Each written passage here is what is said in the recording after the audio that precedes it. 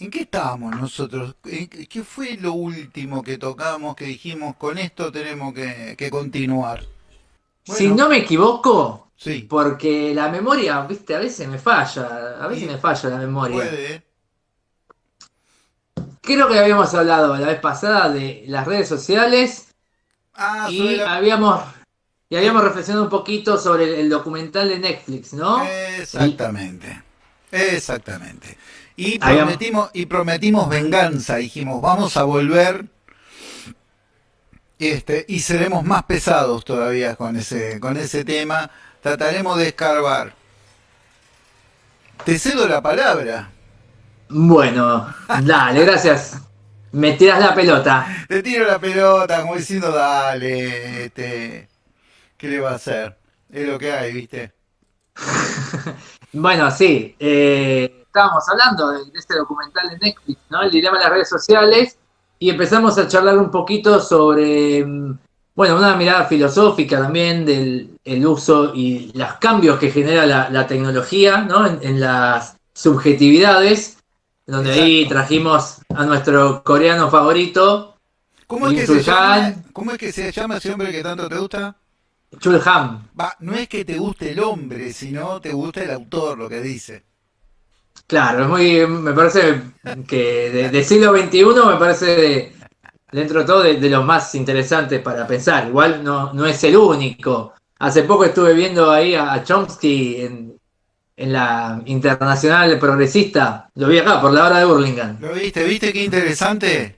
El tipo tiene sus años, es una persona de edad, pero va a fondo, ¿eh? Va a fondo, como si tuviera 20 años. El tipo va a fondo, escala, no tiene ningún problema. Bueno, yo de él escuché, y de ahí he repetido como un loro, de que la pandemia en realidad no cambiaba nada y que había que tener mucho cuidado porque esto terminaba esto y el poder venía por todos sus fueros, como diciendo, jugaron al Estado, jugaron a la intervención estatal en la economía, en tal cosa, bueno, miren, acá estoy yo de vuelta. Pero bueno, continuemos en lo que estábamos. Exactamente. Y nos quedaron, bueno, algunas cositas de respecto al documental que me gustaría retomar. Y la pregunta que dejaste ahí abierta fue respecto de cómo, bueno, pensar el aula y Educación. la educación, sobre todo, ¿no? La educación, respecto de esta cuestión de las redes sociales, las nuevas tecnologías. Y bueno, y más en esta época de pandemia donde, bueno, las clases, ¿no? Son virtuales y no son presenciales. Y estaría bueno charlar de cómo eso ha generado cambios, pero como vos decías también, ¿no? Ujú. Yo creo que agudiza también, bueno, muchos problemas que como sistema educativo se vienen arrastrando. Yo eh, puedo arrancar, puedo tirar Sí, así sí, cosas. Primero tirá. el tema de la educación, a mí lo que más me importa es por una cuestión estratégica, porque se supone que somos un colectivo de personas que se llaman República Argentina. Este, que tiene su potencia, que tiene su fuerza, que tiene un tamaño considerable, pero que lamentablemente nos tiene a nosotros. Entonces, yo digo, la gente le gusta hablar, poner títulos como si fuera un relato de su vida. Entonces, son los medios, las redes. Siempre el problema está fuera de uno. Yo creo que la esencia de todo el problema somos nosotros. Es decir, cómo nos llevamos, porque no nos llevamos bien, es decir, somos violentos, por ejemplo, en tema de la violencia, somos violentos desde antes que aparecieran las redes. Desde antes que aparecieran las redes. Es decir, problemas en los clubes, se pueden ver fácilmente en los clubes de barrio, la pésima relación de familia con escuela, donde más de una vez hemos visto atacar a maestros y demás. O sea, ya la cabecita la tenemos media complicada y necesitamos ayuda. Es decir, necesitamos ayuda urgente y gente que piense eso, no que deje eso de lado, es decir, porque entiendo que debe ser difícil encarar esto. Entonces aparece este instrumento que son las redes, que es creado por personas y que tiene toda una parte piola o de ayuda o de buena utilidad como esto que estamos haciendo nosotros en este momento, más allá de lo que puedan con libertad opinar sobre lo que nosotros decimos, pero yo creo que hay que siempre, es decir, mirar a las personas. ¿Por qué las personas a veces son tan dañinas? Y entonces utilizan una herramienta como la red para el poder, para hacer todo tipo de desastre. ¿Por qué las personas son tan tontas que de repente ven eso y no lo quieren tocar, no lo quieren desgajar, ver cómo se pueden defender? Eso quería arrancar. Bueno, ahí hay varias cuestiones, pero sí me quedo con algo, me quedo con varias cosas, pero una cosa que me parece muy interesante es, bueno, a ver, violencia claramente había antes de las redes, hay ahora, Claro. desigualdad hay, no sé, injusticia, estupidez, asesinato, crimen, todo existía antes de las redes, ¿no? Entonces, yo creo que hay que... Sí, Discriminación, todo. grooming, lo que se te ocurra, lo que se te ocurra, ¿no? Claro, grooming se le dice al acoso en las redes, pero Está antes bien, había pero mismo, acoso o sea, fuera de las redes. es una persona que está gastando a otra, está molestando a otra. Totalmente. Mm. Eh, ¿Qué pasa, no? A veces caemos, no, a todos nos pasa, ¿no? Dentro de este mundo, esta vorágine de avances tecnológicos y de nuevas herramientas y redes y todo lo que surge permanentemente, ¿no? En general, como que tendemos a reaccionar de dos maneras. Yo creo que esto es parte un poquito de nuestra condición humana y de la forma en que estamos, ¿no? Acá estructurado mentalmente, que siempre vemos todo en blanco y negro, ¿no? Siempre nos vamos a los extremos. Y esto lo digo porque estaba leyendo un texto muy interesante que habla de los mitos en la educación argentina, de dos pedagogos, filósofos, digamos, de la educación, que son Grimson y Tenti Fanfani, que lo habrás escuchado nombrar más de una vez, en un libro muy interesante que habla de los mitos de la educación argentina y plantea cómo aparece esta cuestión de la tecnología y estas dos actitudes, ¿no? Quienes dicen que más o menos es demoníaca la tecnología y que la tecnología es culpable de todos los males, entonces ahora les chiques no prestan atención o tienen desinterés o no le dan bolilla al profesor o no quieren estudiar por la distracción que generan las redes sociales, ¿no? Que esa es una mirada muy típica y que uno, a ver, como docente entras a una sala de profesores o entras a alguna charla y siempre aparece esta cuestión, ¿no? Ahora los pibes les pibes todo el tiempo con el celular y entonces no quieren estudiar, no quieren leer, no quieren, no sé, practicar ejercicios u otras actividades porque están en las redes, ¿no? Entonces la educación parece que es el enemigo de la tecnología, ¿no? Esa tecnofobia, le dicen ahí en el texto. Y otra visión un poco también extremista, que cree que, digamos, todos los problemas educativos, que igual no es la posición que, digamos, predomina, te diría, en el común de la gente, pero que todos los problemas de la educación se resuelven en realidad con más tecnología, ¿no? Bueno, en realidad predominan muchas visiones igual sobre todo de políticas educativas y de Estado, y que la tecnología va a ser lo que soluciona los problemas de la educación, ¿no? Entonces, bueno, la desigualdad educativa, ¿cómo se soluciona? Con tecnología. Por más de que ayude a resolverla, digo, cuando te lo plantea como una solución, ¿no?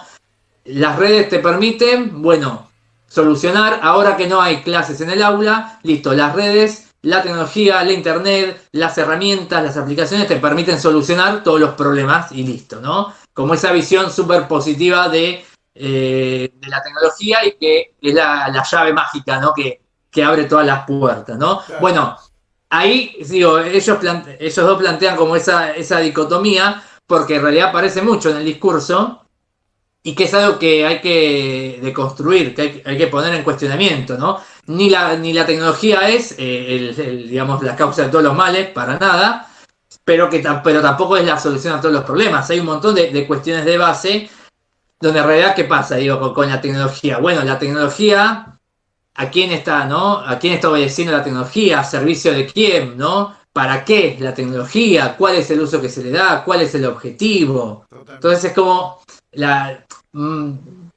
más allá de la tecnología en sí. El problema es, digo, en qué entramado, en qué configuración social, política, educativa aparece la tecnología y cómo se usa, ¿no? O sea, como docente, digo, uno está como medio atravesado por esa ambivalencia, ¿no? A veces te parece que las redes sociales, no sé, las redes sociales en general, digo, la tecnología puede ser un enemigo y después te das cuenta que no, que en realidad la cuestión es mucho más intermedia, tiene que ver con buscar, digo como Sí, sí, mi sí. posición también, ¿no?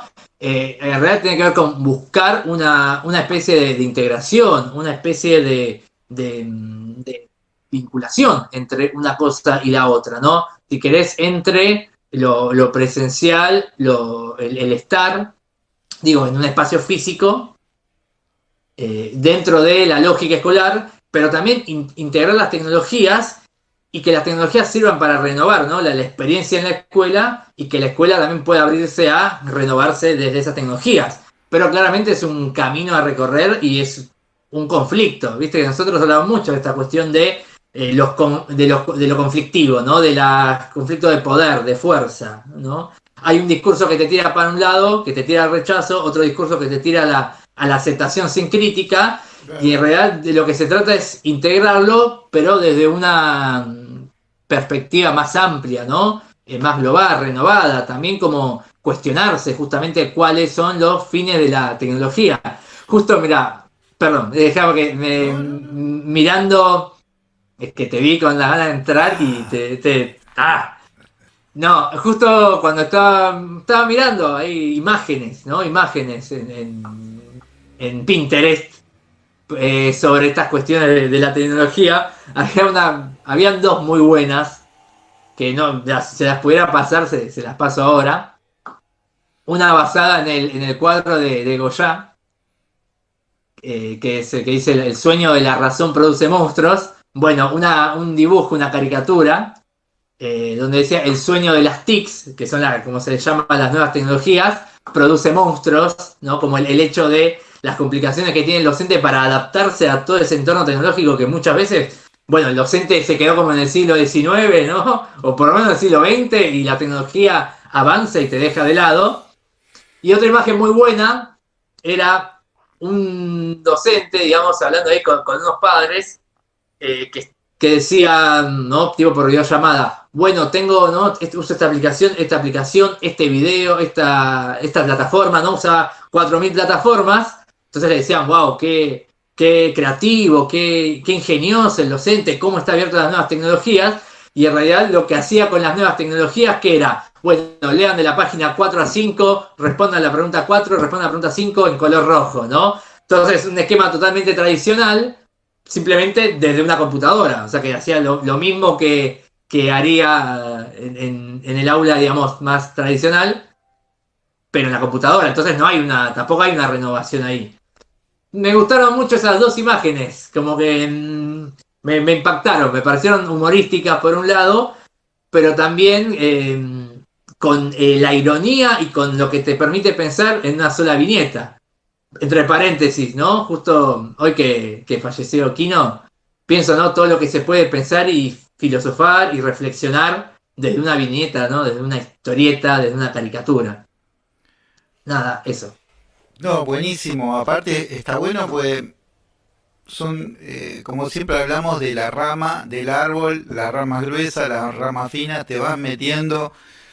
Yo digo, bueno, yo sobre educación no debería hablar mucho. Lo que hablo yo es de los resultados de la educación. De eso sí puedo hablar, porque uno está en contacto con niños, con niñas, con adolescentes y con personas adultas. Entonces vos decís, antes del uso popular de las redes, ya la gente tenía muchos problemas con la comprensión de texto y muchos problemas con la lectura y muchos problemas con matemática y muchos problemas con conocimiento en general. Entonces, mientras vos hablabas, yo imaginaba la educación como si fuera una habitación. Suponete este dormitorio. Este dormitorio tiene qué sé yo, una cama, una mesita de luz, televisor, tiene un montón de cosas, cajoncitos, cosas útiles. Suponete que este dormitorio fuera la educación. Vos no sabés qué es Sí. lo que hay adentro. La cerrás y empezás a opinar sobre lo que debería haber, que debería haber esto, pero resulta que cuando vos abrís el dormitorio, que sería la cabeza de las personas, lo encontrás vacío. Es decir, no hay conocimientos o hay falencias severas en la instrucción de distintas cosas. Entonces a mí me parece, y estos son temas que se han venido hablando desde hace más de 20 o 30 años. El problema es en la escuela primaria, que te das cuenta, por más que lo nieguen y se enojen y me recontra reputen, después ¿qué pasa? El chico termina mal en la primaria y cuando va al secundario no tiene idea de nada. No tiene idea de nada, ni de las tablas, no sabe leer, escriben muy mal, y hay una serie de problemas previos. Entonces, luego aparece el uso de la tecnología. La tecnología la necesitas, vos no la podés obviar, pero me parece que puede embarrarla mucho la tecnología cuando una persona no sabe casi leer y escribir, cuando una persona no tiene conocimientos generales, porque entonces, al no tener conocimientos generales, agarra las redes y lee cualquier cosa y cree que es verdad. No sé si me entendés lo que te quiero decir. Diferente es que si la persona tiene una instrucción más o menos término medio aceptable de 6 a 7 puntos, entonces vos ya sabés que tiene una mínima de que tipo por lo menos la tipa saben leer, saben entender lo que le están diciendo, pero si la persona por las cuestiones que sea, por malas políticas públicas, porque le tocó uno y otro y otro y otro maestro o maestra que deberían haber puesto un kiosco y no ser docente, y el tipo, la tipa no aprendió nada y fue pasando y pasando y pasando, entonces se te arma un flor de quilombo. En algunos casos uno se da cuenta de eso. Cuando vos tenés contactos con la gente, la escuchás cómo habla, cuando escriben en las redes, hay gente que vos decís, escriben en las redes y decís, bueno, quizás no sea argentino, quizás no sea latinoamericano, quizás viene de Zambia, entonces no conoce el idioma castellano y escribe de una forma que eso no es castellano. Y te pones a intercambiar ideas y no camina la cosa por ahí. Entonces vos decís, claro, esta persona es mucho más fácil de ser atrapada por todo lo negativo que pueda tener la tecnología. Y uno debe ser consciente de eso. ¿Entendés? Por ejemplo, aparte de las contradicciones, hoy en día con la pandemia, tenés un montón de pibes de tu edad, de la edad de Federico, que tiene 30 años, de la edad de Nacho, mi hijo menor, que tiene 20 y pico, que tienen una negación con algunos aspectos de la tecnología, como por ejemplo no tienen una cuenta bancaria, no saben hacer una transferencia, no conocen nada de eso que es de la vida práctica y que no se puede modificar y no tienen idea. Entonces vos lo ves y adultos que no tengan conocimiento, peor, pero si ya hace como 40 años está la tecnología, vos decís, ¿para qué haces esa cola en el banco? Haces dos colas. Hacen una cola para retirar dinero en efectivo y la otra cola para ir a hacer el pago fácil. Paralelamente usan lo negativo de las redes, el chusmerío, manejan WhatsApp, saben adjuntar una fotito, grabar, poner un meme, pero no, yo la cuenta del banco no sé entrar, no te sé hacer una transferencia, no, yo eso no lo entiendo, no, yo quiero tener el dinero acá. Y vos decís, hay una mezcla tremenda. Y yo creo que en esa mezcla y todas las dificultades ramificadas sobre las que yo estoy hablando en este momento, las redes hacen la parte negativa. Se frega la mano y dice, acá tengo un ejército para mí solo y voy a hacer lo que quiera con estas personas. He dicho. Sí, a ver, te digo que yo para la transparencia bancaria soy bastante malo también, ¿eh? No te creas, Bueno, hay que que me, ponerse la pila, viejo. hay que ponerse las pilas. Bueno, yo para esas cosas, bueno, para la burocrática en general, que es de la vida práctica, soy pero de madera, ¿no? Eh, También, yo entiendo Espera un lo que decís, poquitito, sí, para un poco. dale. Me parece que metí la pata. No, me parece que está bueno el sincericidio, ¿no? Claro. Porque tiene que ver. A veces también me parece que nos olvidamos que, aunque no lo creamos, los seres humanos somos más limitados de lo que pensamos. Y realmente, ¿no? Escucho mi eco ahí. Creo que escuchaba mi voz rebotada, no sé de dónde venía. Que realmente a veces uno cree que, a ver, uno puede aprenderlo todo y yo creo que la mente, digo, no lo digo yo también, digo, la neurociencia tiene sus límites o sus dificultades en el aprendizaje de cosas nuevas.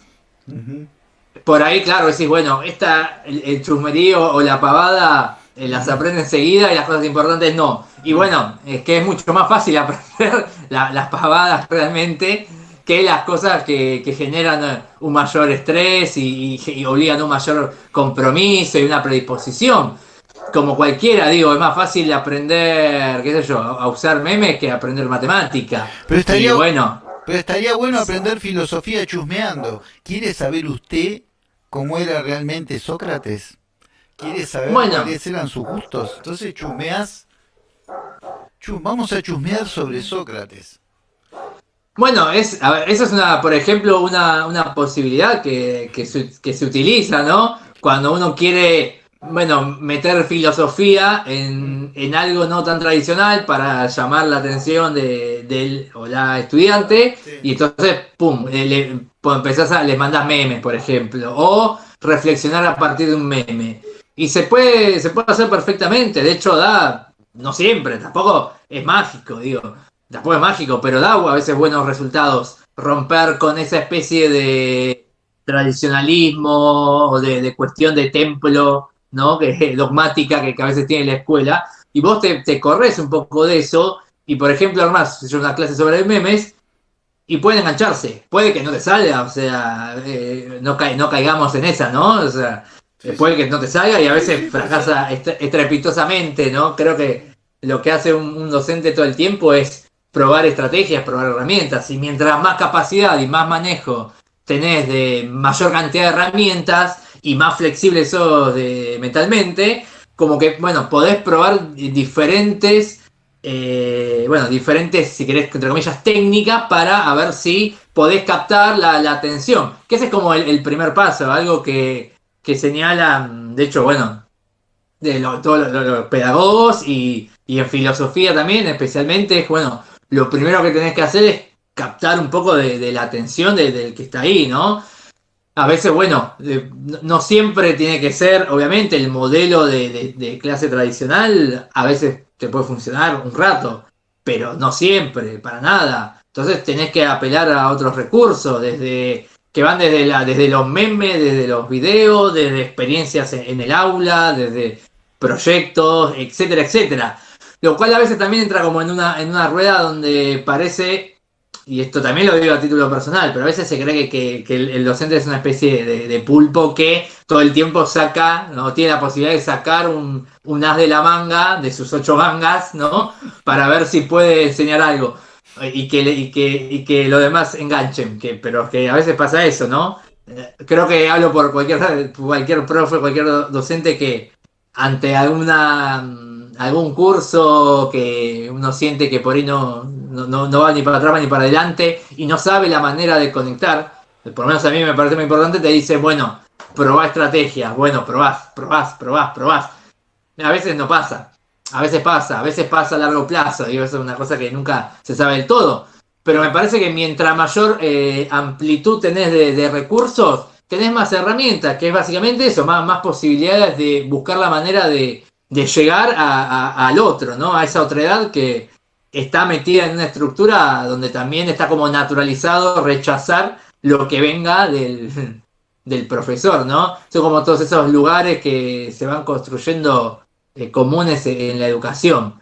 Pero es cierto lo que decís vos, perdón. No, Es no, cierto lo que decís vos que bueno, yo creo que tendemos a ese facilismo y casi de la condición humana y también, digamos que sí creo que está como estimulado en esta construcción cultural, si querés, del capitalismo del siglo XXI, que es esta cuestión del instante que hablamos, del efímero y del deme ya, que hace que estas cuestiones que hablábamos la vez pasada, de la demora y del pensamiento crítico, ¿no? Y el del volver y volver hacia lo mismo, quizás cueste más que antes, porque las posibilidades de alguna manera tecnológicas maquillan a, bueno, agarro un celular, toco dos botones y ya tengo lo que quiero, ¿no? Y entonces ahí un poco la cuestión del pensamiento, de la autonomía, del ejercicio crítico, se complica, pero no es que antes no se complicaba, yo creo que simplemente se complica desde las nuevas formas, quizás antes se complicaba desde un dogmatismo y autoritarismo mucho más marcado, entonces te bajaban como había una línea sola y pensar, que es básicamente cuestionar, ¿no? Esa línea que te baja, era muy complicado por la propia estructuración y rigidez que había y porque cuestionar eso quizás te generaba un conflicto muy grande.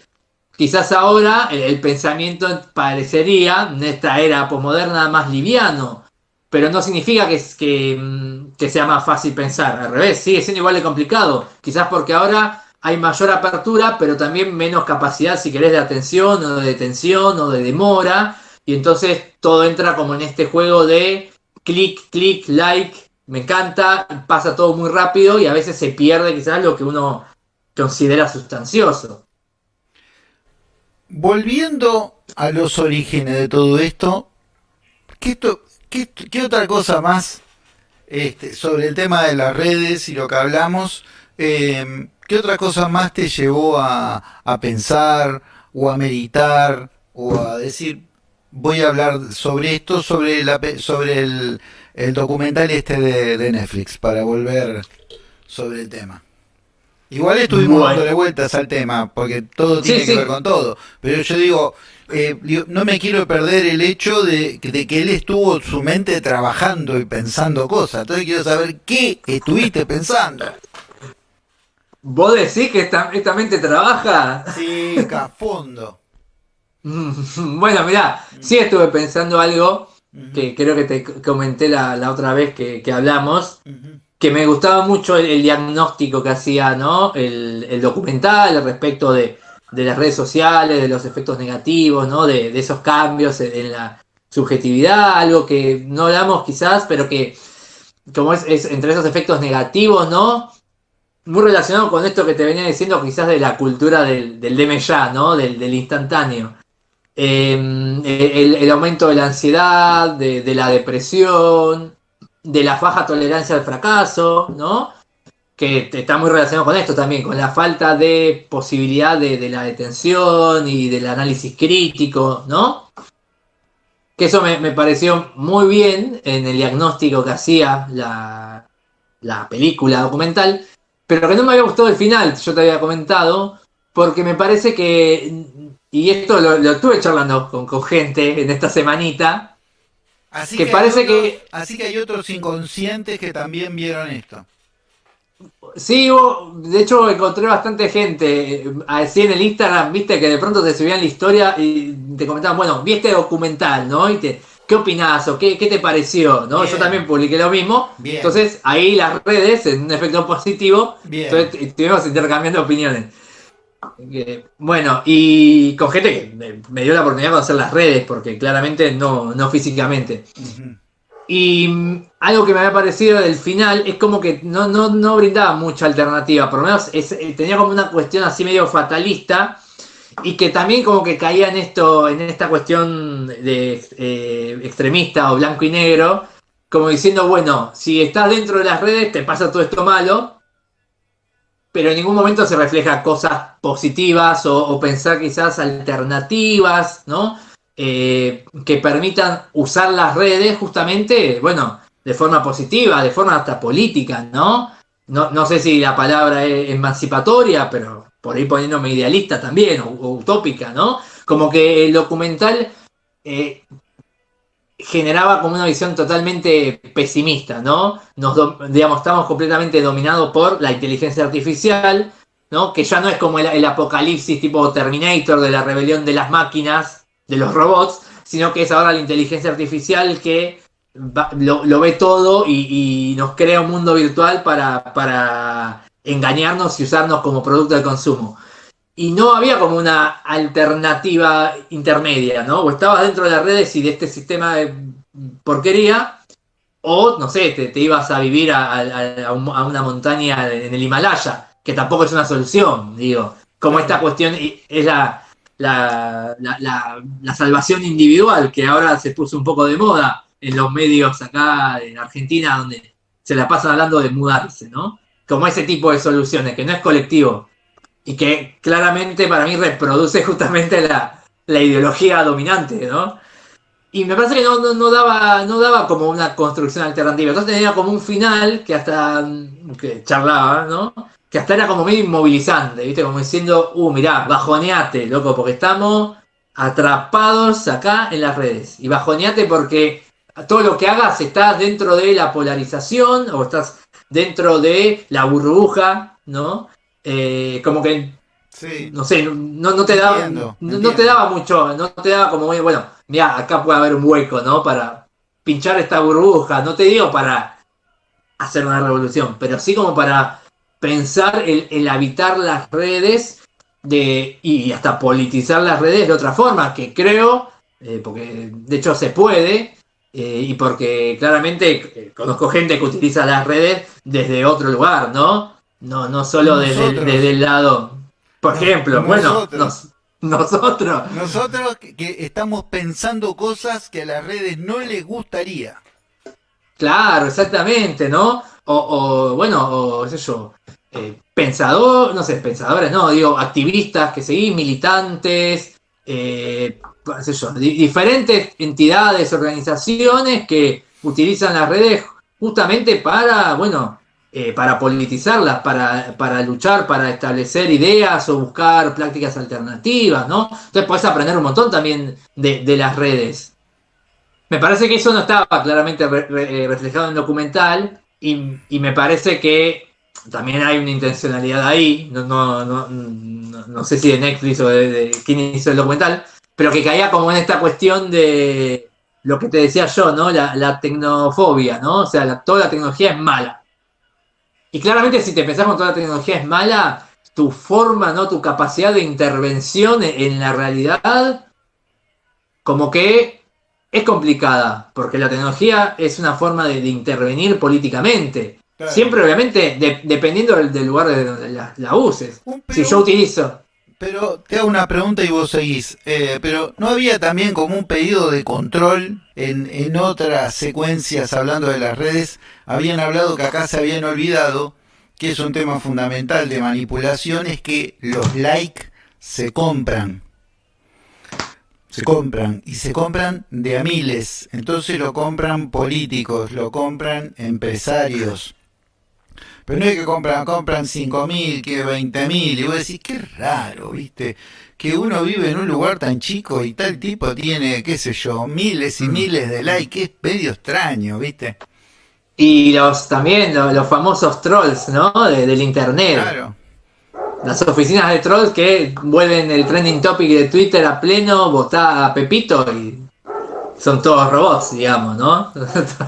Hay una parte que son robots, digamos, que son máquinas que trabajan con textos y ya, como yo te conté el otro día, saben redactar cosas.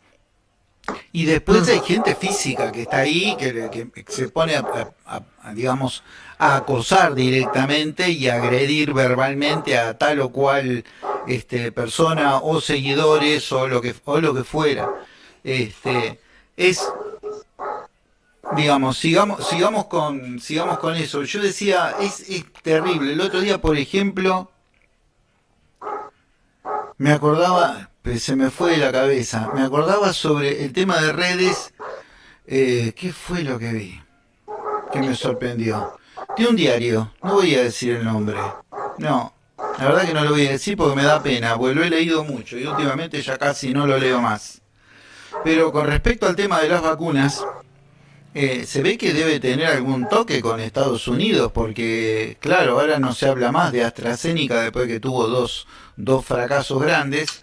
Entonces habla de Módena, que es la otra, uno de los 3 o 4 barcos estadounidenses. Y vos decís, pero están las vacunas chinas y los chinos ya inocularon a 300.000 personas. Es decir, entonces en las redes esa información casi no aparece. Sí aparece cuando vas a buscar revistas especializadas, te dicen sí, es un gran...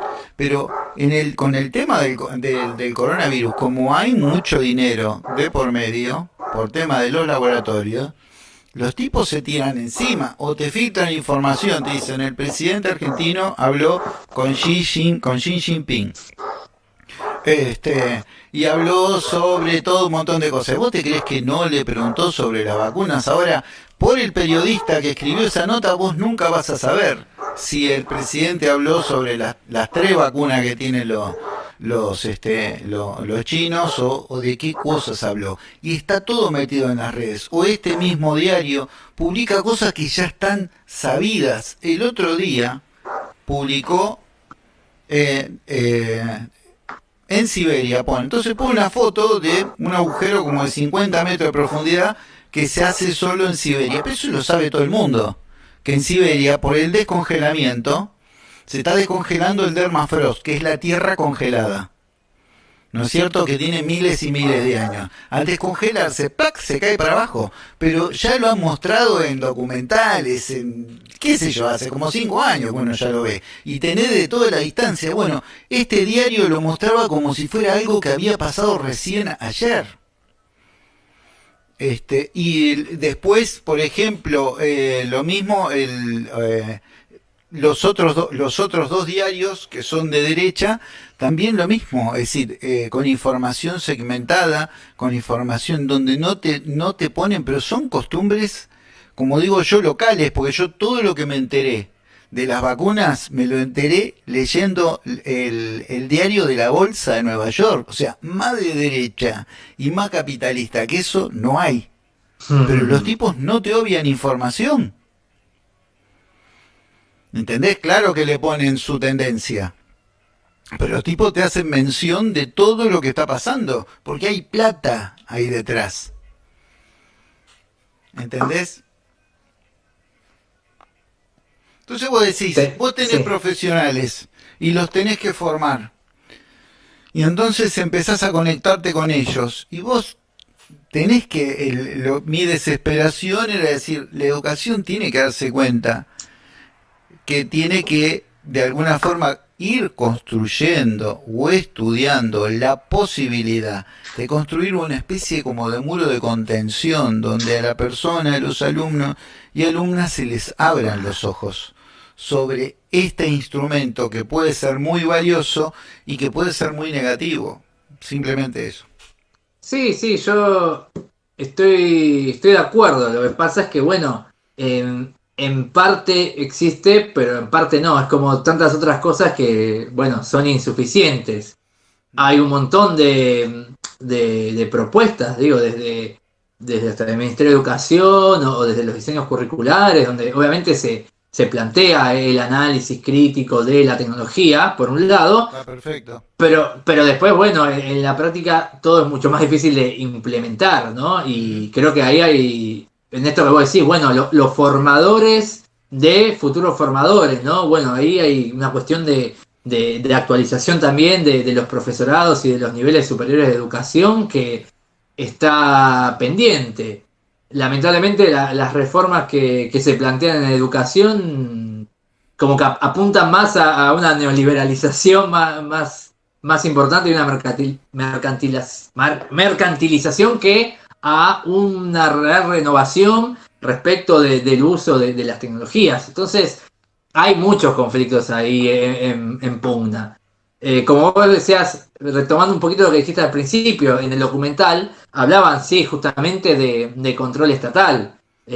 Algunos más o menos que se querían tirar debajo de un pozo y decir destruir a la humanidad, pero muy arrepentidos de lo que habían hecho. Claro, pero algunos planteaban la cuestión de aumentar el control estatal, lo cual obviamente, a ver, yo te estaría de acuerdo, pero claramente también el Estado ahí está como un poco superado por la situación, está obedeciendo más claramente a los poderes económicos y a los mercados de datos y de información que pudiéndose establecer, y eso, bueno, pasa acá y pasa en todos lados. Y aparte depende de qué estado. ¿Y qué estado? Y obviamente. Depende de qué estado. Un pequeño problema. Pero bueno, es como tantas otras cosas que se cuestionan. Por ejemplo, la ecología. Bueno, sí, claramente tiene que haber una regulación estatal mucho más fuerte. Bueno, pero no la hay. Y el documental no es que dice, bueno, planteamos esta posibilidad para que finalmente haya una regulación. No, como que queda en, bueno, el Estado tendría que ocuparse.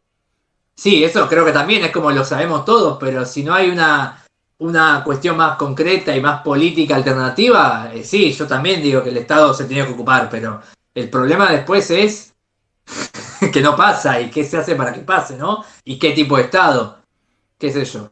Pero, y lo mismo con el tema de las redes sociales, claramente la educación, digamos, está atravesada por las tecnologías en un punto que no puede poner un muro, así como quien dice, no poner un muro, no podés bloquear porque ya están instaladas y ya está ahí, digo, no podés poner una muralla y que no entre en la tecnología, no. Lo que tenés que hacer claramente es aprender a utilizarlas y aprender a utilizarlas con otros fines que el que tienen, con otras configuraciones y otras modalidades que las que tienen. Pero bueno, ahí se requiere más Estado. Y sí, lamentablemente estamos en una sociedad donde, bueno, una gran parte está pidiendo que haya menos Estado incluso. Entonces, es todo parte de una lucha política. Te comento, mirá, sí, totalmente. para no olvidarme, esto que está pasando en Mendoza, que están intentando implementar una nueva ley de educación. No sé si tenías un poco de data. No, bueno, ninguna. Te escucho. Bueno, justamente me enteré a través de redes sociales y de gente, de pedagogos muy, muy respetados y de otras páginas también, donde justamente se está intentando implementar en Mendoza hay un borrador de ley donde se plantea la educación, digamos, con una perspectiva casi de los 90 y apuntando a la mercantilización, ¿no? Y incluso a la tercerización y a la evaluación, bueno, pensada así como desde lo punitivo, desde el castigo y no desde una lógica de derechos. Te tiro porque está muy interesante porque ahí hay todo un conflicto en la provincia donde incluso docentes que están luchando y manifestándose y movilizándose en contra de la posible reforma están siendo perseguidos, están siendo apuntados. Y me parece que ahí hay también, por ejemplo, es un ejemplo de una lucha política. Así como pasó hace unos años con lo de por ejemplo, la Unicaba, que se querían. ¿Te acordás eso que pasó hace, no sé, 3 años, 2 años? Que había una reforma ahí de los profesorados para unificarlo dentro de la Unicaba y que también tenía todo este sesgo, digamos, que estamos criticando de la educación. Bueno, en Mendoza se está intentando llevar así adelante una reforma, que es también para tener en cuenta. Lamentablemente, digo, estamos como... uno puede hacer un discurso crítico, que es lo más importante, tener un discurso crítico de la tecnología, pero claramente estamos dentro de una lucha política, ¿no? Y esto siempre lo digo, y esta cuestión de poder y de pensar una política educativa donde obviamente la tecnología está integrada, pero desde una lógica, si querés, de inclusión y de derechos y de fomentar la educación, que no es lo mismo que intentar reemplazar la figura de los educadores por tecnología o por máquinas, que eso también estaba mucho en los discursos del gobierno anterior, ¿no? como esta idea de que la tecnología podía reemplazar y hasta mejorar la actuación del docente. Y bueno, no se trata de eso, claramente, ¿no? Sino de que la educación sirva para realmente formar sujetos críticos, pensantes, reflexivos, que obviamente tengan las habilidades y herramientas y contenido básico para la vida social, pero además tengan una mirada emancipatoria, bueno, por lo menos desde mi punto de vista, una mirada emancipatoria de lo que es la educación, no una educación para encajar dentro de un sistema bueno, desigual y violento y explotación y reproducir eso. Pero bueno, eso es parte de la lucha. Ayer yo lo retransmití la charla que dio Álvaro García Linera, que no sé si la viste, pero está ahí en YouTube, en el canal nuestro de ayer, y hablaba sobre el tema de la democracia en América Latina. Entonces habló un montón, pero te hago un resumen sobre lo que vos hablaste. Dijo que hablaba sobre la derecha, decía que primero hacía una especie como de democracia de contención, ¿no? La derecha. Entonces, con esa democracia de contención era como diciendo, bueno, sí, te dejo una serie de derechos y con esto, más o menos aguantate. Pero cuando en una sociedad los derechos empiezan a hacer su trabajito y empiezan a circular y la gente empieza a pedir más derechos, ellos van a la siguiente etapa, que es la desdemocratización. Es decir, empezar a corroer todo el sistema democrático, y ahí lamentablemente tienen un montón de aliados. Tienen un montón de aliados, porque él hablaba claramente de que combatir el espíritu crítico, si vos combatís el espíritu crítico, estás ayudando a la desdemocratización. Por ejemplo, si vos, esto lo digo yo, si vos te dedicás toda tu vida a trabajar sobre el personalismo, también colaborás con la desdemocratización, porque no puede ser que toda una sociedad esté dependiendo de una o dos personas que puedan decir, opinar, y el resto no tienen ningún papel, nada más que cada tanto ir y poner un papelito en una urna para elegir dos de los tres poderes. Lo dije a propósito porque el otro que está ahí, que yo no le quiero decir la palabra que empieza con J, no se lo quiero decir, para mí es una rémora monárquica, también está mostrando todo en cosa de entreverijo que tenemos. También se habla mucho sobre el gobierno de Macri como si las cosas malas hubieran sucedido en ese gobierno, que hubieran aparecido ahí.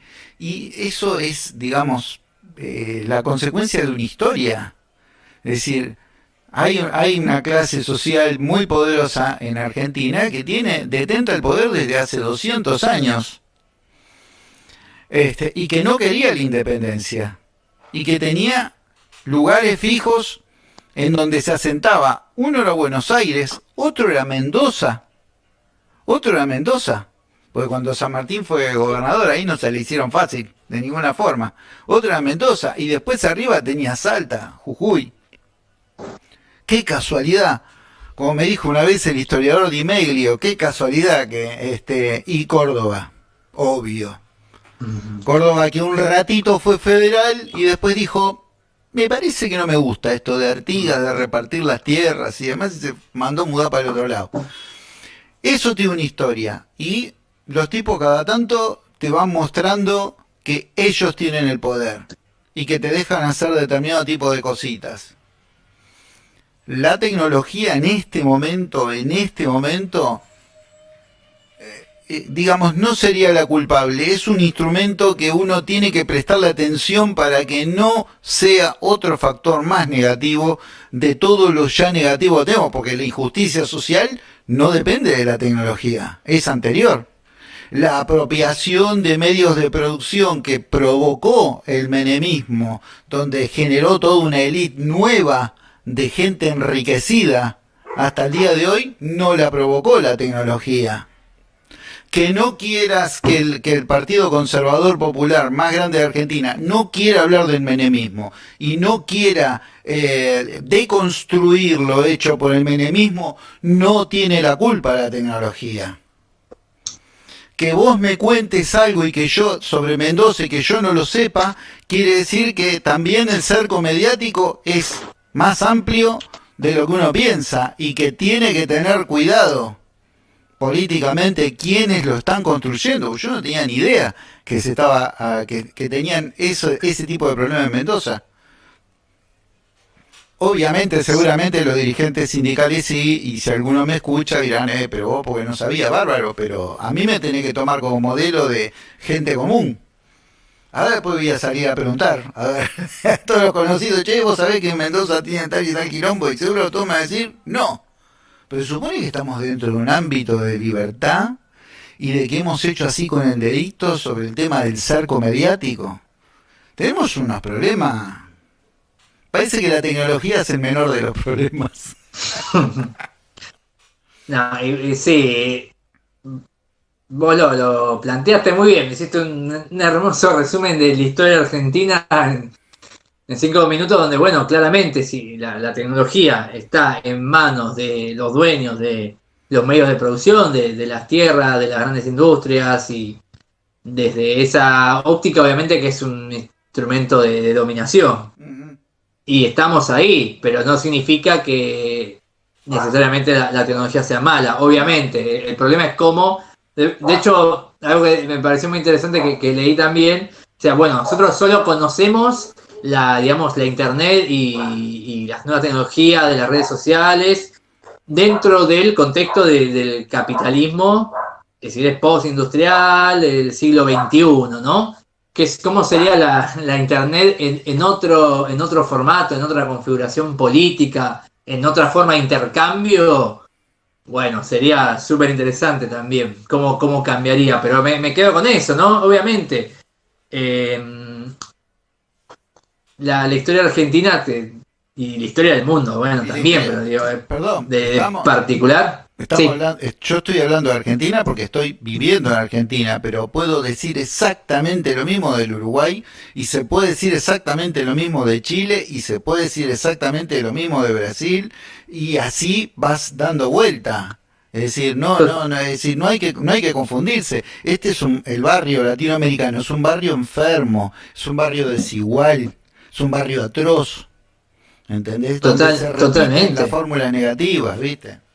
Totalmente, por eso, y va más allá de la tecnología. Justamente, sino que la tecnología lamentablemente está en manos de aquellos que están generando históricamente estos problemas. Claro. Y ahí está la cuestión. Me parece que un cambio radical, digamos, y eso es lo que, por ejemplo, no en el documental, bueno, toda esa parte social, económica, histórica que hace que la tecnología esté en esas manos y no en otras, y que están en esas manos y las utilice con esos fines que son económicos y que son capitalistas, y la búsqueda del beneficio propio, bueno, esa lógica, bueno, no está, digamos, planteada en el documental, por eso como que queda ahí, para mí corto el análisis. Claro. No digo que bueno, sí, digo, podrían hacer la segunda parte del documental y mostrar cómo los medios tecnológicos son propiedad de todo este sistema, ¿no?, en el que estamos. Pero bueno, más allá de eso, si querés, volvemos un poquitito más, como para a lo anterior, ¿no? En esto de la educación y la virtualidad, ¿no? Imagínate que un buen proyecto y una buena intención de lo educativo sería que justamente podamos contextualizar el uso de las tecnologías y cómo han sido producidas, y en manos de qué y con qué finalidades, y para qué pueden servir y para qué no. Y esa conciencia crítica de la tecnología es uno de los desafíos que tiene la educación. Obviamente, si la educación pensada desde una perspectiva democrática, de derechos, inclusiva, bueno, va a focalizar en esa cuestión. Otra perspectiva, probablemente no. pero digo, ahí hay un campo de batalla que en parte está planteado en el sistema educativo, pero que obviamente falta profundizar mucho más. Y la profundización es esta lucha política. Claro. No quiero dejar de mencionar, bueno, esta cuestión justamente de la pandemia y de cómo ha alterado y profundizado, creo yo, esas desigualdades de base, ¿no? Porque pero totalmente, tenés gente que hace 5 meses más o menos tenía algo para producir, y entonces y tenía un ritmo de vida X, bueno, con auto, con todo. Ayer fuimos a ver a uno y le hicimos una entrevista, y de marzo para acá quedó en la lona, en la lona.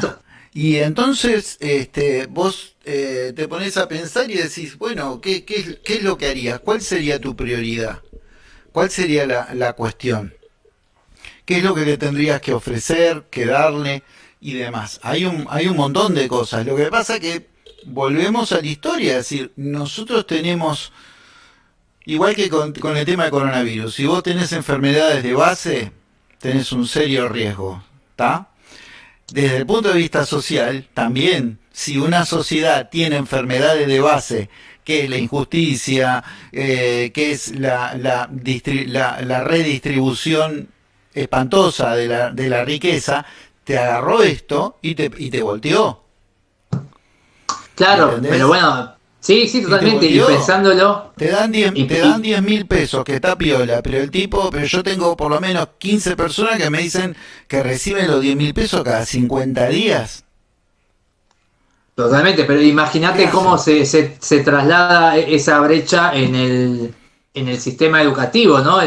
Toda la problemática, la brecha ya de por sí de acceso a las tecnologías digitales ya estaba muy marcada, y en la escuela pública creo que se nota más. Entonces, qué gran problema de gente que queda afuera, ¿sí? Inclusive tuvieron que volver a hacer, por suerte me parece una buena medida, volver a hacer los cuadernillos de papel y repartirlos en las casas de los chicos que no tenían acceso, para que hicieran tareas en papel.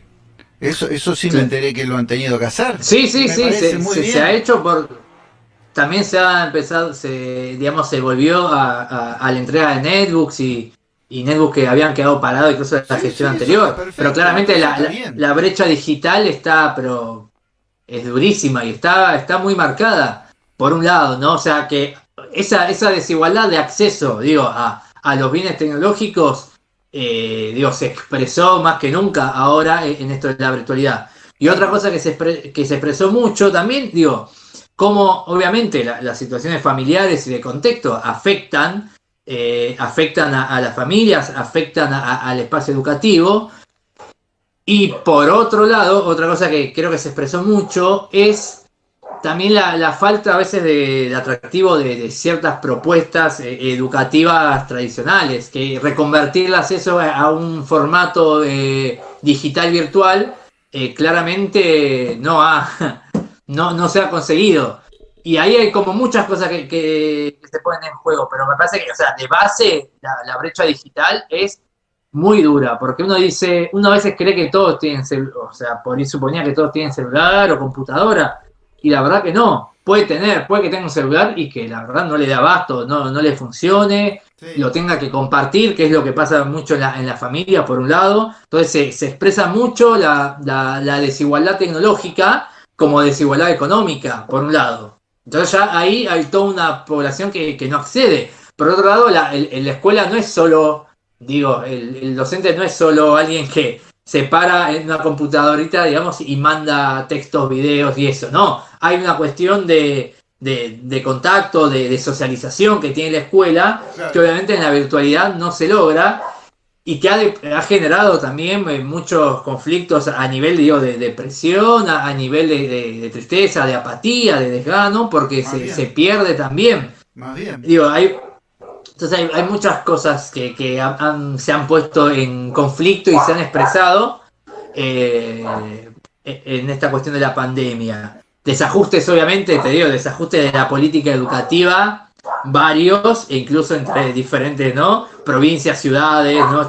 Estos problemas de la centralización y la fragmentación también, cosa que estamos viendo, de lo que pasa en Mendoza o lo que pasa en Capital Federal, a lo que pasa en provincia, pero me parece que se han expresado mucho todas esas desigualdades de base que están ahí, y que cuando hablamos de derecho a la educación, vi ahora que un informe que prácticamente, no sé si era de UNICEF, no me acuerdo de qué organización, pero que es un estudio de los niveles de pobreza en la población menor de edad, y alcanza, no sé, el 50%, y es un delirio, y a veces el sistema educativo parece que está como, quiere avanzar como si nada pasara, o como aparentando cierta normalidad, cuando hay una situación de conflicto social de base que es enorme, que ya estaba obviamente estaba en la escuela, y que si hoy lo estuvieras en el aula física también estaría, pero que se agudiza, digo, por la falta de cercanía, por la falta de socialización. Creo que se expresan muchísimo los conflictos. Claro. Y te digo ahora que estamos en octubre. Me parece que hay tantas cosas para repensar que bueno, hacen a un laburo muy arduo y muy complejo de esta cuestión de la enseñanza desde la virtualidad, ¿no? Sobre todo porque uno se siente, yo te escuchaba a vos y yo decía, bueno, claro, la educación, digamos, no tiene la culpa ni la responsabilidad de las cosas que la afectan, ¿no? Porque el sujeto de atención son los alumnos y las alumnas, ¿estamos de acuerdo? Pero a vos te viene un chico que vive, digamos, en una situación de precariedad absoluta, eso no es responsabilidad de la educación. Entonces la educación se vuelve loca, pues dice, ¿qué hago? Pues le quiero enseñar, quiero instruirlo, quiero instruirla, quiero hacer un montón de cosas, pero esta familia vive en una casa de menos de 40 metros cuadrados, viven hacinados, no tienen conectividad física, por más que les regale los datos, no tienen internet, no tienen plata para el teléfono, no tienen ingresos porque queda la economía parada. Entonces, vos decís, no es fácil ser docente, también eso hay que reconocerlo. No es fácil ser docente en este momento porque la docencia dice, yo no soy el ministro de Economía, no manejo el Banco Central, no manejo el Ministerio de qué sé yo, de Producción, qué sé yo cómo hacer. Sí, te das cuenta, obvio, que vas en un río, uno va agarrado de un palo flotando y el otro va arriba de un barco, ¿no? Es decir, como ese dibujo, hoy mi hermana me pasó un dibujo del dibujante que falleció, que bueno, era eso, eran los dos países, ¿no? En los dos países. Entonces, es decir, pero el tema es que vos tenés que hablar de eso y decir qué no está pasando, porque encima tenés un cambio tecnológico que hace que puedas llegar a meter la pata en invertir en cosas que son viejas, que no se van a usar. ¿Entendés? Es una melange bastante grande, pero creo que lo interesante es hablarlas y empezar a desgajarlas, ¿viste? Como quien está deshuesando un pollo, ¿viste? Empezás a sacar todo hasta que vos ves todo. Bueno, mira, acá lo tenés. Estos son los huesos, esto es el músculo, es esto, el otro, acá tenés este problema, esto está fracturado, esto está bien, esto no. Sí, analizarlo por la complejidad y los problemas que implican. Esto que vos decías, que la escuela parece como una especie de santuario donde que va a resolver todos los problemas y las desigualdades de base y de origen. Para mí claramente no puede, porque además lo que hablábamos hace un par de miércoles, ¿no? La tensión que existe de la escuela como institución disciplinadora que reproduce individuos en un sistema. Entonces, por un lado, genera esto, reproduce un sistema. Puede reproducir, pero también puede producir, obviamente, el pensamiento alternativo, pero digamos, si uno lo piensa globalmente o colectivamente, es como que se genera una tensión ahí, que donde estamos todos metidos, ¿no? Pero bueno, hay obviamente quien profundiza la tensión, quien dice, yo acá no me meto, y la ideología de cada uno aparecen, ¿no? Y los sujetos políticos, etcétera. pero digo, hay unos nudos de conflicto muy grandes. Claro. Y a veces se plantea que la escuela y la educación es lo que resuelve las desigualdades de base, de origen. Y no, para mí no. Al revés, yo creo que las reproduce. Sí puede generar, obviamente, puede resolver las desigualdades de algún grupo, de algunas personas, de algunos individuos, sí. Pero colectivamente y estructuralmente las desigualdades estructurales de las que hablamos siempre no se resuelven solo con educación. Porque la educación claramente está, digamos, atada, está como atada de manos ante eso. Claro. Puede sí motivar, puede motivar, si querés, el progreso, abrirle la cabeza a algunos, algunas, sí, Sí. pero colectiva y socialmente no resuelve las desigualdades de base. Y bueno, eso es una disputa, pero digo, dentro de eso, como que en la pandemia y en la virtualidad se expresa, pero más que nunca. No se sabe tampoco cómo se va a resolver ni cómo se va a cerrar esta cuestión. Tampoco vamos a tirar futurología acá porque no me interesa hacer futurología. No. Pero sí está para pensarlo, digo, eso es lo que me interesa. Pensarlo, darse cuenta que había algo que ya andaba mal antes y que ahora sigue andando mal y capaz que lo ves más reflejado. Por ahí antes estabas en un aula de, no sé, 25 y más o menos, no sé, 5 se te seguían y 15 los remolcabas y 5 estaban en otra. Y ahora en la virtualidad eso se expresa más todavía y hay 3 que te siguen y 20 de los que perdiste cierto contacto y uno está todo el tiempo esforzándose para que vuelvan a insertarse, pero no también la pregunta de, bueno, ¿insertarse a qué? A esta especie de sistema virtual que muy complejo, ¿no? Obviamente estamos todos aprendiendo sobre la marcha, entonces con el diario del lunes tampoco tiene tanto sentido, no puede decir yo te lo dije porque claramente no se sabía qué iba a pasar. No. Pero sí nos obliga como a estar muy alertas y pensar en qué estamos haciendo de la educación, con la educación y educando para qué, dentro de un contexto de desigualdades que la educación por sí sola no lo va a resolver, sino que depende justamente de estas cuestiones económicas, sociales, que van mucho más allá de lo que hasta pueda pasar en una escuela, pero que al mismo tiempo la escuela tiene algo para decir y tiene algo para laburar y para poner en conciencia y para poner en debate, ¿no? Bueno, en esa tensión estamos, en esa tensión y en esa lucha política. Recién antes de cerrar, me estaba acordando de un ejemplo que me toca a mí, que es el tema de la imprenta. Yo empecé en los 90 y todavía en los 90 llegué a conocer tipógrafos y vi máquinas tipográficas, la que se ponía la letrita de plomo y golpeaban así y marcaban eso. Los 90, más o menos a partir de los 90, y yo creo que duraron 2 años más, 92, 93.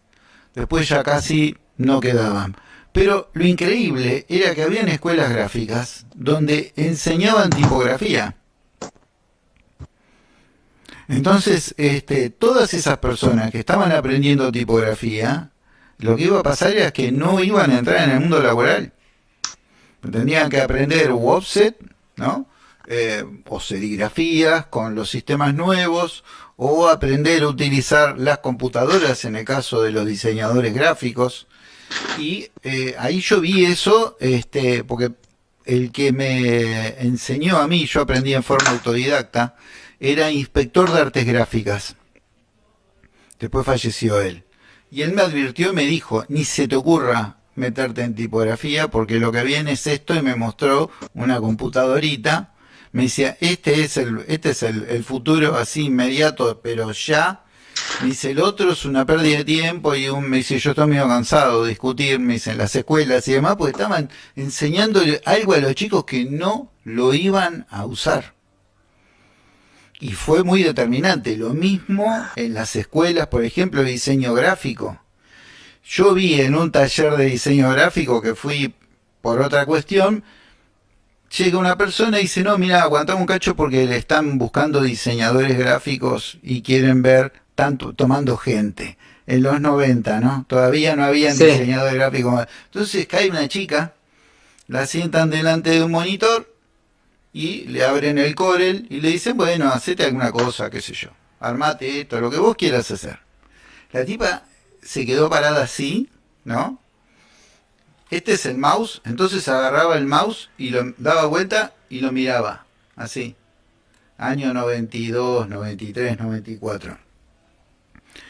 Esa era la circunstancia educativa que estaba en ese momento con respecto a las artes gráficas. Después eso se volcó y cambió radicalmente a la fuerza. Pero el ejemplo está en que quizás también hoy en día estemos en varias situaciones muy parecidas Iguales, a esa. sí, Sí, vos estás sí, formando gente con un iguales. montón de cosas, que es como si te dijeran, ¿y usted para qué lo formaron? Ah, no, dice, yo levanto la avioneta, la parte de atrás y no sé qué, dice, no, mire, eso no se usa más. Y bueno, ¿y yo para qué estudié?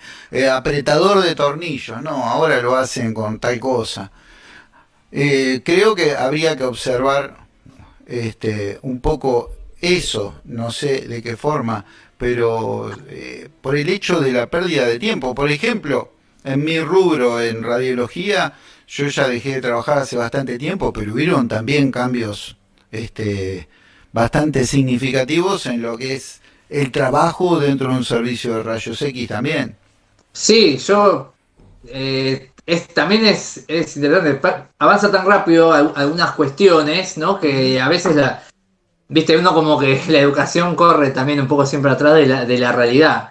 Viste, y es tan rápido y tan vertiginoso el avance que agarrarte, ¿no? Como buscar una baranda de donde sostenerte, a veces cuesta un montón. Digo, esto ahora, en este año de clase virtual, apareció, digo, había muchísimos, yo también aprendí un montón de cosas, de hecho, y un montón de profes, de maestras, de maestres, tuvieron que, bueno, actualizarse de una manera pero brutal, porque claramente, digo, estaban acostumbrados a un ritmo y la realidad tecnológica los obligó a cambiar de ritmo y a aprender un millón de cosas y a quemarse la cabeza, comprar aparatos, celulares, aprender a manejar aplicaciones. Y eso Sí, sí, cuesta, sí, sí, cuesta un sí. montón.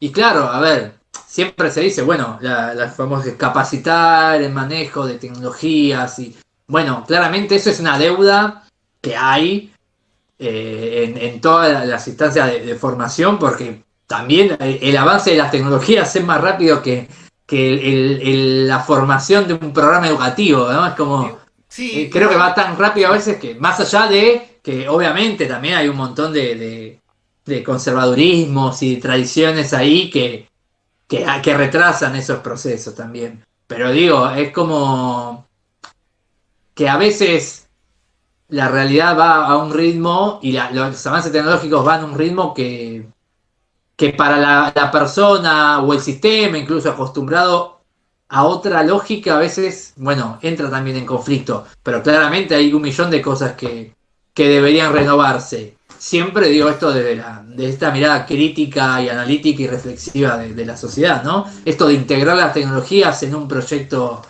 educativo distinto, democrático, participativo, ¿no? Inclusivo que todavía está en proceso de formación Sí, sí, sí. y con muchas deudas pendientes. Más bien. Lucas, ¿descansamos un Marcelito, poco? dale, yo creo que sí, creo que a ver qué hora, voy a mirar la hora. Sí, estamos para un descanso, una buena cena. Sí, sí. Creo que estuvo muy interesante la charla. Son tantas cosas que podríamos estar 5 horas más, pero bueno, es así el tiempo, ¿no? Tenemos, Pero me tenemos, parece que tenemos hay que muchas tener, cuestiones para pensar. tenemos que tener una vida también, ¿viste? Obvio, la vida es lo que pasa cuando salimos de la pantalla. Bueno, para mí es, como siempre, es un gusto estar con Lucas, ya nos conocemos hace mucho tiempo.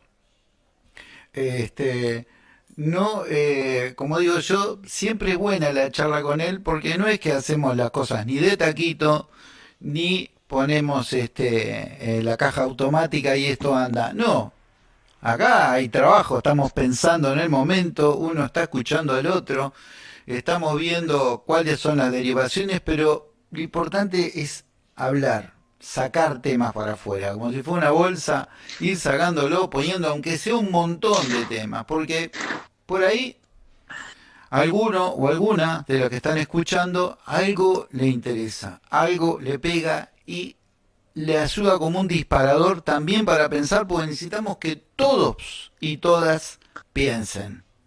Eso es lo que realmente necesitamos, que todos y todas piensen, porque esto, cuando vos hablas del colectivo, no lo podés hablar como un relato, tenés que hacerlo efectivo y no hay otra que pensar. Así que nos vamos, gente. Hasta luego, Lucas. Chao Marcelo, chao a la hora de Hurlingham, nos vemos la próxima.